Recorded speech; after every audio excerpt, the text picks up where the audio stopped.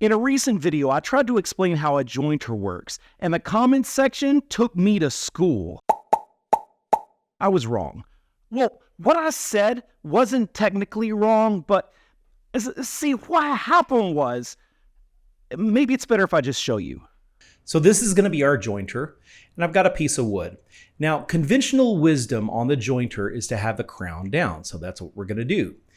As we run it across the surface, pretend that cutter is in the middle, and we're continuing to put pressure before that cutter. We're going to keep cutting right along that crown. And the crown never goes away because you never have both ends of the board touching your table at the same time. I wanted to get to the bottom of this, so I started by going to AI, because that's what we do these days. All right, how to use a jointer. Let's see what we get. Okay, that's not good. What are those supposed to be, plastic hand planes? Let's try how to use an electric jointer. Maybe this is better. Nope, that's worse. Oh my gosh, look at the one on the bottom right. What, is he trying to cut his fingers off? Let's go to ChatGPT and see if that gives us anything better. I mean, it really couldn't be worse. Okay, this looks promising. Most of it looks basic. Wait, what is this? Apply pressure to the outfeed table and keep the board flat against the table. Wait a minute, that's not what I was doing. Let's go back to the example.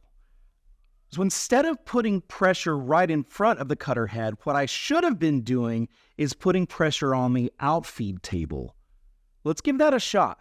I needed a support board for an upcoming project, and I intentionally made a mess of it just so I could test this theory. This homemade jointer doesn't have a safety guard yet, so I clamped a piece of a 2x6 in place as a makeshift guard. I even made a push block to stay extra safe, and yes, I'm wearing my PPE, leave me alone. Let's check this out. Well, what do you know? It works. Here's what's supposed to happen when you use a jointer. As soon as you establish the board on the outfeed table, you shift your weight there. That's your reference because it'll be flat. The next time you run your board through, you keep your weight on the section you just flattened only until you get it established on the outfeed table. Then you shift your weight there.